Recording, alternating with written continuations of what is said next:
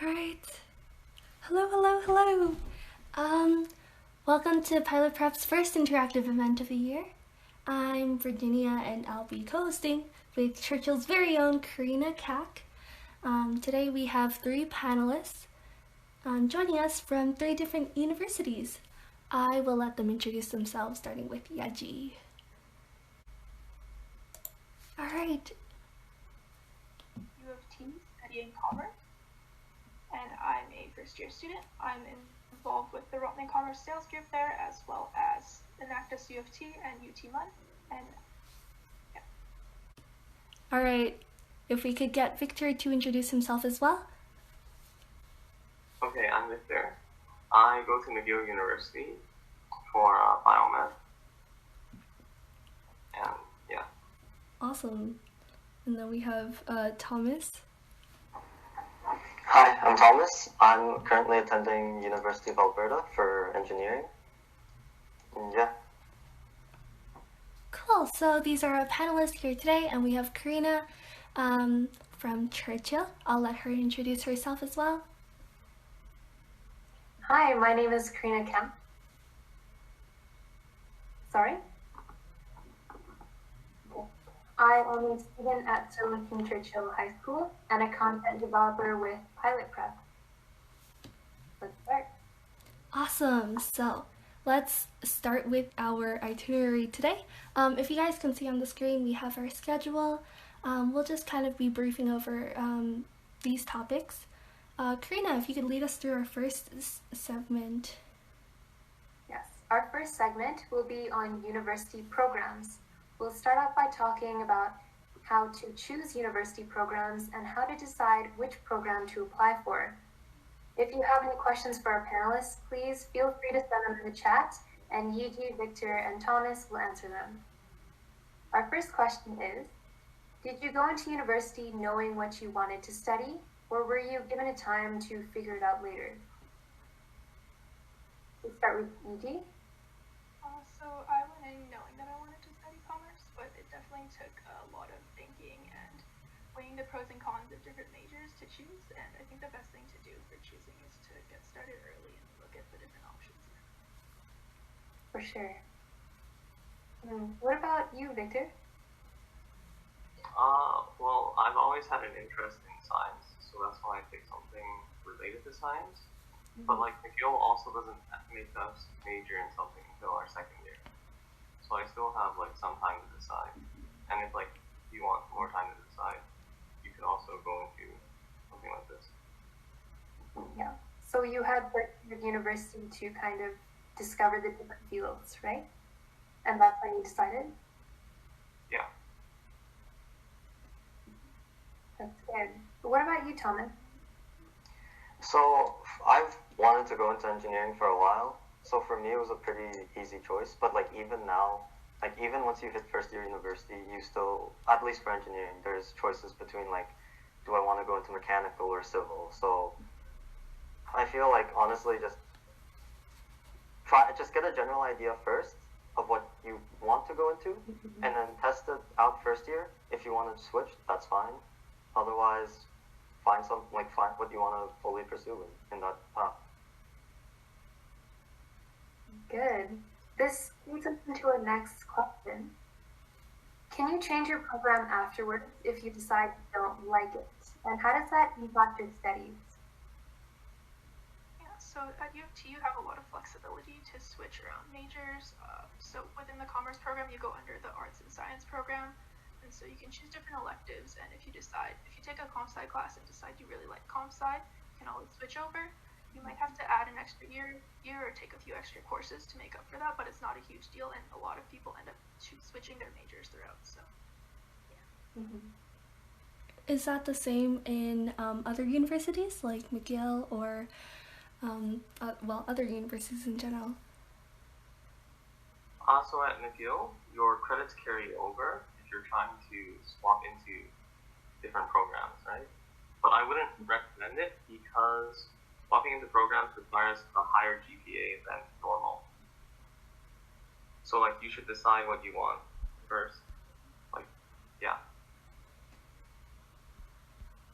And for U of A, what they do it here is essentially we have to complete course equivalents. So, for example, Chem 101 and 103 would be considered equivalent. So if I wanted to switch programs, that would be how I do it. I'd have to complete both my current year of work as well as all course requirements to apply, like to switch programs.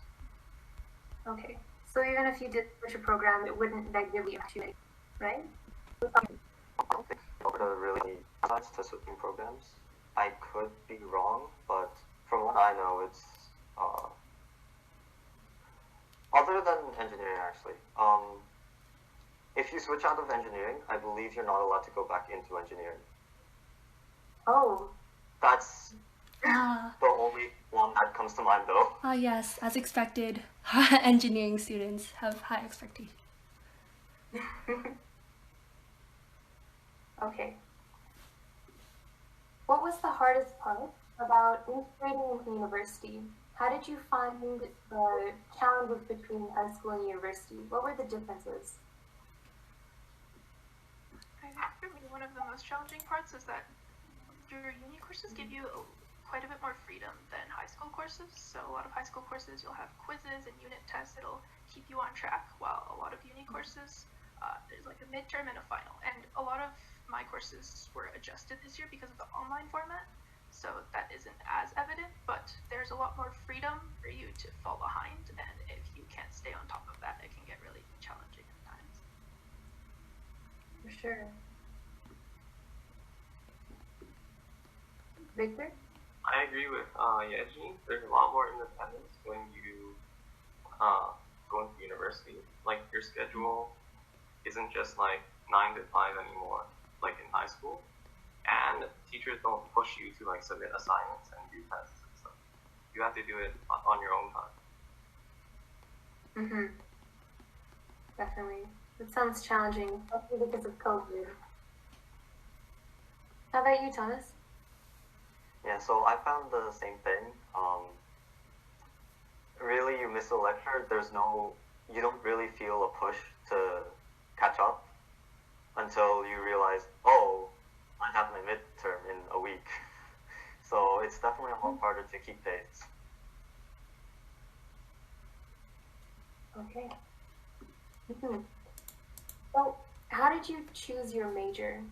Like, you all knew what you wanted to do, but how did you come up with it? Was it parental influence, teacher influence, just an interesting course you took in high school?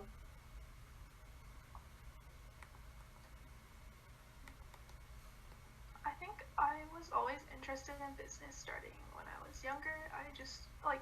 When I was younger, it started off with I really like downtown, I really like the tall buildings, and that kind of translates into business. But I also ended up participating in the junior achievement program, and there I learned a lot of business skills, and it looked like a little startup that you start up. And it was always just really interesting to me, and then it just grew from there. Oh, so it helped you in your decision, just creating the products, being with the business, actual giants and in the moment, it's a lot of work, and you can't really see the payoff, but afterwards you realize that you learn a lot of skills indirectly that you can't see in the moment. Victor? Okay, so I was always interested in my major, which is like biology and neuroscience. But and I guess there's some parental pressure as well to do well. But something else I'd recommend is going on to Statistics Canada and checking out the jobs that are growing in demand, and that's a serious way to decide what you should do for the future. For sure. Yeah. Medical sciences and engineering is one too. What about you, Thomas? So for me, my brother was mainly the reason why I decided to do engineering, because he's an engineer and I wanted to follow his footsteps. Mm-hmm. On top of that, I guess there was some parental pressure, but overall it was mostly my brother, as well as the fact that I rather enjoy physics. Yeah. So I can see that you're giving me a face. But I think physics is actually pretty interesting, so engineering ended up working out pretty well. Mm-hmm. For me too, my father is an engineer and I kind of want to follow in his footsteps. It's good that I'm good at physics and math. Okay. We will be moving on to the second segment, unless there are some questions in the chat. Yes, one of the audiences submitted a question in regards to biomed. I'm not sure if you guys would be comfortable with answering this, but it's just, they asked, does biomed help into getting into healthcare? So I guess this would mean getting into medical school. Yeah, I think Victor. Should I answer that? Yes, I think you would be the most qualified. I'm pretty sure you can get into like medical school and graduate school with any sort of major, but healthcare helps the most because it covers concepts already. But like, they only have a few required courses that you need to take, so you can really do anything science, and then take those courses as well. I'm not really familiar with those courses though. I just know like some people take this path. Awesome, so hopefully that answers your question. We will be moving on to our next segment, but if you do have any other questions, feel free to pop them in the chat. So now I think we're gonna be going on to what everyone's been anticipating the most, which is admissions.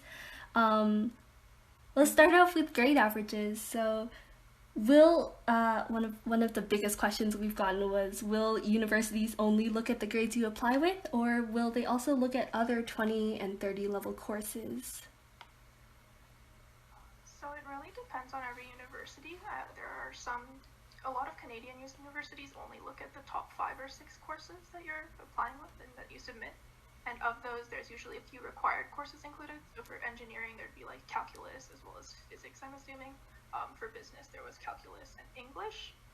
And they don't just look at grades for sure. The grades are kind of like,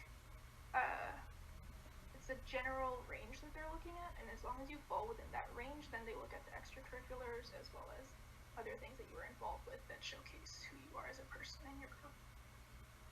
Oh, cool.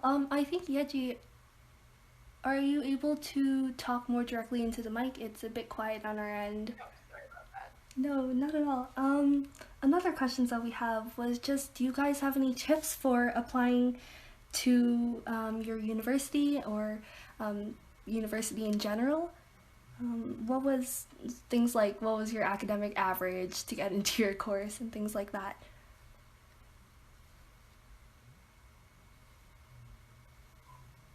I guess I'll go. Yes. My please do. tip would be to apply early. Like, early admissions start in October. If you get a spot, then you should be able to like ease up on the rest of your grade 12 year.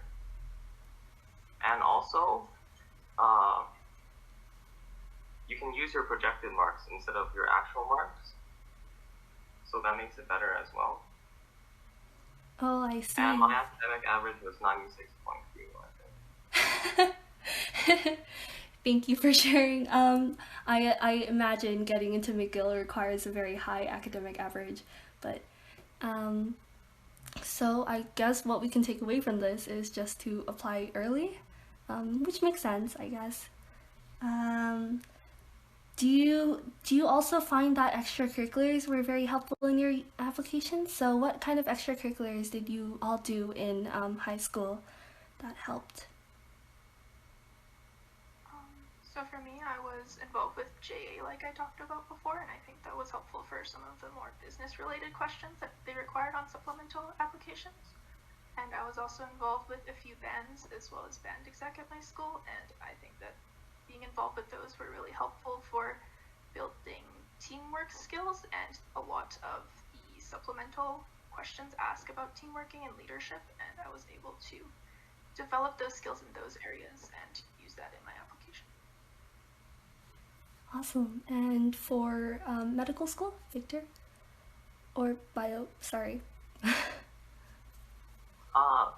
Well, since I was applying to McGill, I also applied to U of A and U of C. They didn't really ask for any extracurriculars, they only ask for the grade. But I know schools like UBC ask for extracurricular, so you shouldn't worry too much about them if you're applying in Canada.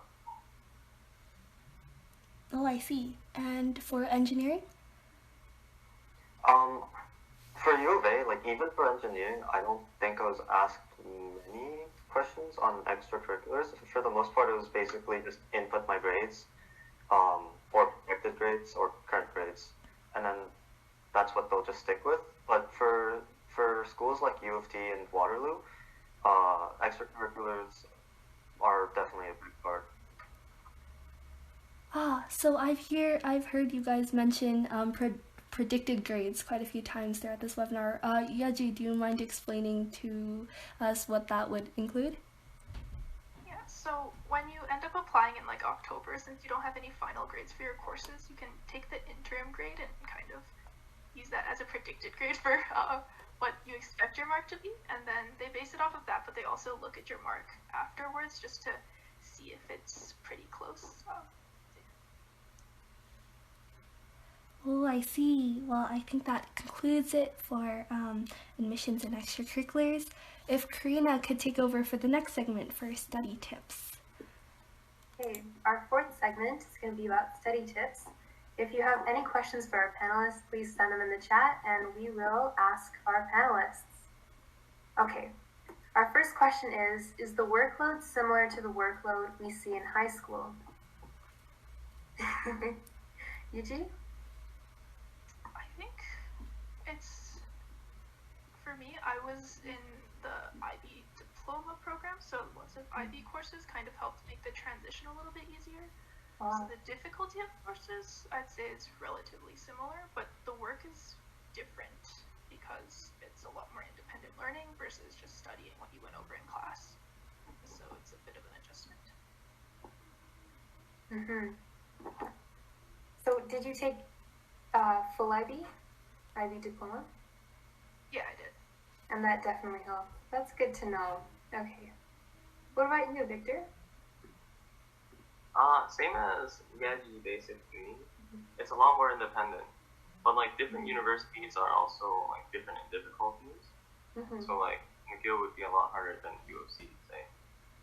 But for first year science courses, they mostly cover the same thing as grade 11 and 12 sciences because a lot of people confuse them sometimes. So they cover the same topics, at least for the first semester. So they wouldn't need to take those courses as well to prepare yourself for the uni ones. And the workload is definitely a lot more. Okay. So there aren't any prerequisites if you want to get into a science field in McGill or something? No, there are prerequisites, but it depends on your program. Okay. And sometimes in the uni courses, they make you take certain classes as well to make sure you're covered on all bases. Oh, okay. Like some people don't take physics, but it's required in McGill. When you're in uni, I mean. What about you, Thomas? So for me, I was only in partial IB, so the gap is definitely a bit bigger for me. But one thing I will say, the pacing is way different. Like, for example, in Math 31 IB, we would cover one unit every like week and a half, maybe a week on the faster end. And that's, keeping in mind, that's five classes a day. Or, sorry, one class per day, 5 days a week. In university, at first I thought it was because it was like review. We've covered the same topic, except instead of a week or a week and a half, it's condensed into a single hour lecture. And that's for all of our topics. It's a lot faster. Okay, so my next question was gonna be, how did you find classes compared to lectures and tutorials? But obviously they're different. How did you find going from that transition from like classes and attendance to lectures and tutorials? Was it freeing? Was it a bit more? How'd you find it? In terms of the timetable, like it's pretty free. freeing because like you'll look at your schedule the first time you get it and be like, oh, I have like a lot more free time than I did in high school, because high school is like 9 a.m. till 3 p.m. just like chunks scheduled in, and then you just go every day. But at least for me at U of T, I have 1 to 3 classes per day, and then some kids have like Fridays off too, with the way they schedule their classes. So there's more free time in between, but there's also the expectation that you learn a lot more on your own. So it's different for sure. Okay. Was that the same for both of you? Pretty much. Yeah. So, like, you go first. So you're at liberty to choose when you have classes, AM or PM. Okay. I also am living off campus, so the time zone is different, and I have to wake up a lot earlier. But also, since it's online school, lectures are recorded, and you can skip them and watch them on your own time. Thomas, sorry, you wanted to say something. Yeah, it's nice having so much time, but at the same time, it makes it very easy to go off track. And I forgot what I was going to say. No worries. Sorry, can you repeat the question?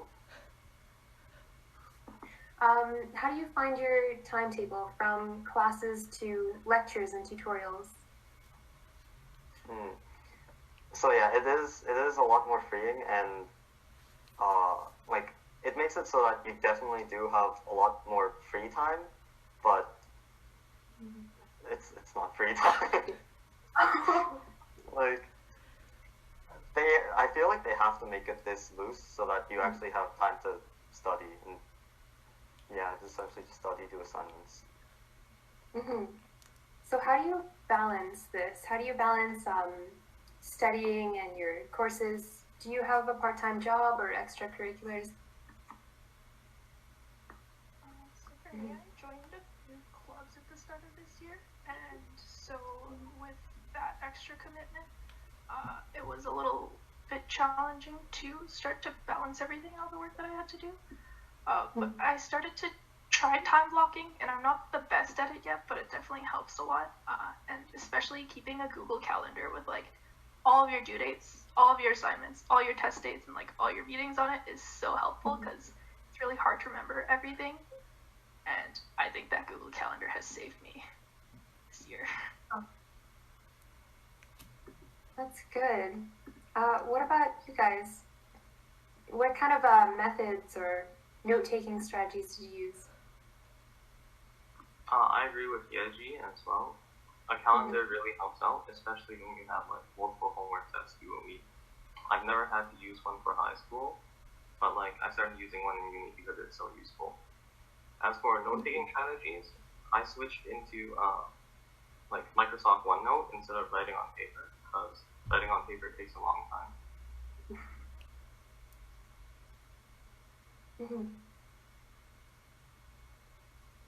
Yeah, so really any way to keep track of like your assignments, your quizzes, and just all your deadlines. Like I don't even have a calendar. I just write them down on a piece of paper that I just tape up against my wall, and I just look at it, and I update it every week. And I'm just like, okay, this week I need to get this stuff done before this day or this time. So as long as you can like find a way to stay on some routine and keep some schedule, I think it's fine. As for note taking, for me, I actually don't take notes. Engineering, I've noticed, it's a lot more application based. So maybe like I'll write down notes on like major theories that are important and that I'll have to remember.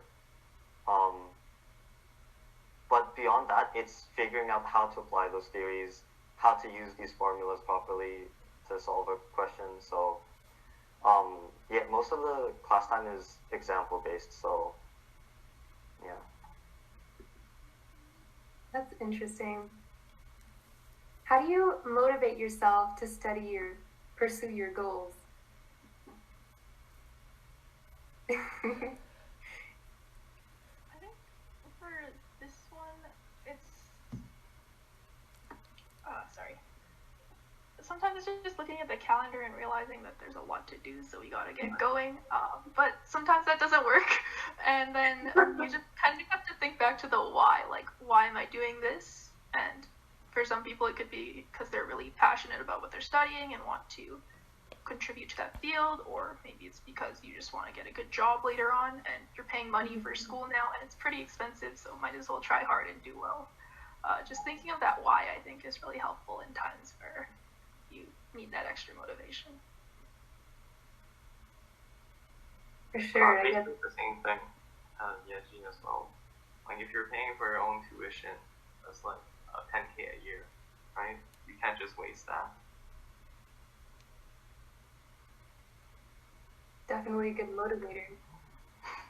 Yeah, just keeping in mind like how much money it is, as well as like this is what you chose to do, this is what you want to do. Like you might as well put in effort, because it's not like high school where it's like you have to take these courses, you have to attend classes. It's you chose to take these classes, so that definitely helps. Oh gosh. Okay. Tips for being successful in university. I think the two big things would be time management. So just finding a way to take care of all the assignments, making sure you don't fall behind, and then to go with that, like making the time to take care of yourself. I know this is like really easy to neglect whenever you get busy, even if you're not busy. It's just not a priority in most people's minds. But I came to realize that getting a good amount of sleep is a lot more beneficial than you might think. I know it's like I was running through grade 12, like getting an average of 3 or 4 hours of sleep a night, and that just isn't good for you and isn't going to help you with school. So just finding the time to sleep properly, to try to exercise a little bit and take care of yourself goes a really long way. Yeah, for sure.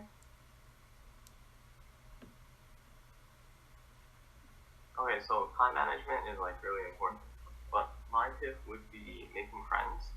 Like if you have friends, you're connected with the environment, and you can invite them to group chats and study groups to help with your own assignments. And like in the future, these are the people you'll be networking with and working together on projects and stuff. So it's really important to like get those connections. That's a really good tip, actually. So, again, like Yeji and Victor said, time management is definitely the biggest thing. But another thing is just do practice problems. Make sure you actually like fully understand what you're learning, and as well as how to apply it. Because the examples they give you in class, it's quick examples so that they can do it in 1 minute to give you a general idea. So the midterms, the finals aren't like that. Like it gets a lot harder. So you definitely should be doing practice exams as a way to like develop a better understanding. And I want So, to add you think? Victor's point. Okay, sorry. For sure, go ahead. Yeah, so like he said, like making friends is really beneficial, but I think joining a student group or meeting upper years is really helpful as well. Just because if they're upper years in the same course as you, or in the same program as you, they've gone through the courses, so they have their like tips that they've worked out from going through the course and advice they wish they knew, as well as other things about applying for jobs later on. And a lot of times they're really willing to help out us. If you just meet a few upper years and get to know them a little bit, they can be really helpful just with the advice that they can give you. For sure. I've heard a lot about catching up with work. So how are the class sizes? Are you able to get as much one-on-one interaction or help from your professor when you need, or how do you get that extra little support? So most professors have office hours, or it depends on the course. There's either office hours directly with the professor or a TA, or there's tutorial sessions too where you can ask TAs, or with the courses that I'm taking at least. And so while the lecture size is pretty big, if you're really confused about a concept and you go to office hours, oftentimes you can get that extra help if you can't understand the concept completely. Or the tutorials, you can ask a TA for that help too. Oh, and for numbers wise, I think my classes are anywhere from 80 students to 250 students. Oh, wow. Is it hard for you to get help with so many students in your class? There's a lot of students, but not a lot of students go to office hours actually. So if you do need that help, it's available for you, and if you find the right time, it's not too bad. How about you, Victor? We have tutorials and office hours as well. Office hours are like really good to get some one-on-one time with your professor and stuff. Mm-hmm. But like, there's also like resources for tutoring, and accessing resources is also an important part of uni because you give so much stuff out and barely anyone uses them. And for my class sizes, I've had about 200 to 600 students. Oh, wow. Okay. So that tutoring, would it be peer tutoring with other students or with professors in the department? I'm pretty sure it's run by upper years. Like, I haven't gone to them, but I know those resources exist for people who are seeking help. That's good. With 200 to 600 students per class, that's a lot. Thomas? So, with the class numbers, it definitely does get a bit harder, in my opinion at least, to get some one-on-one time with your professor. Some profs will let you like schedule a one-on-one meeting. Some profs you just have to attend office hours. But as for getting help, I think universities do a pretty decent job of making like plenty of resources available for each program. Like I know for engineering, there's a student center for engineers to ask for help, as well as another center just for math help specifically. And then professors will also try in their own way to like make themselves more available to students, especially online. So students will end up posting questions, and then if someone has the same question as you, which when your classes are, like when the program ends up having like 900 students, a lot of people have similar questions, so you can, even if you don't want to ask directly, you can still get some help. Mm-hmm. Okay. We have passed the 30-minute mark, so if there are any questions in the chat, feel free to type them up and we'll read them out loud. Yeah, we do actually have a question from the audience. So someone asked if universities require alumni interview. Some of us may not be too sure what those are, so if someone could share.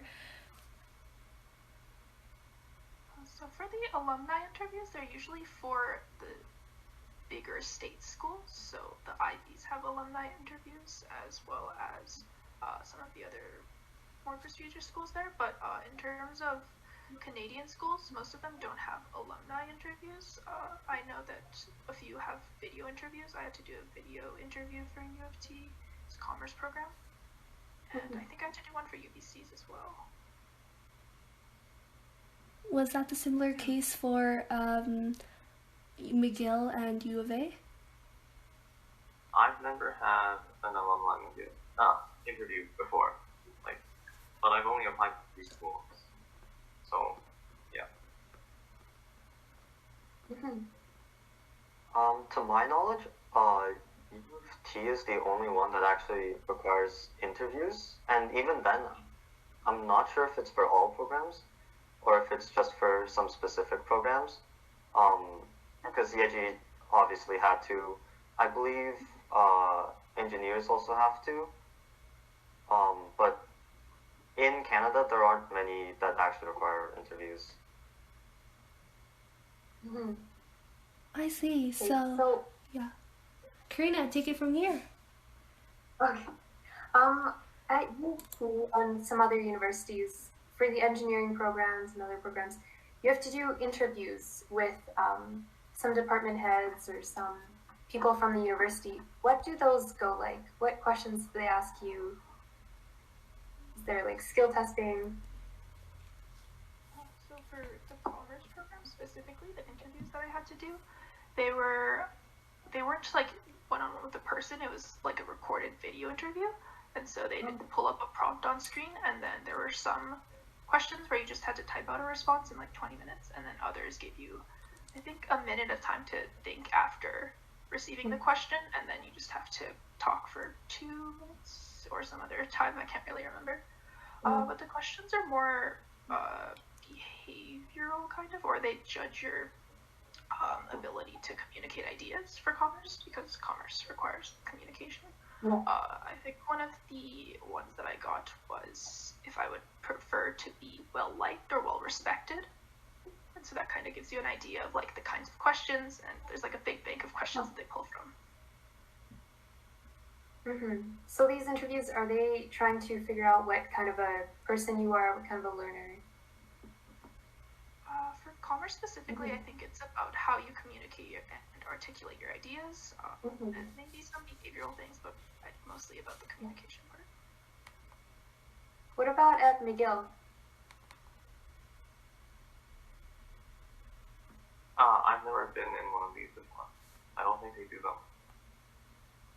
them. Do they do them at University of Alberta? University of Alberta doesn't do them, but I remember from my interview with U of T for engineering, there was one, I believe 2 of the questions for engineering at least tend to be more like what type of person you are, because my questions were something along the lines of like difficulties with working with someone else, as well as motivation for going into engineering. And then one of them was more of like an applied question, so that was more like, how does this person think? How does he deliver his ideas? Stuff like that. Are there any other questions in the chat? No, but I think we've already covered most of what we wanted to cover today. So we'd like to thank our panelists so much for taking time off your busy lives to join us. And we hope that this was a worthwhile experience for you all. And with that, I think we're good. Thank you.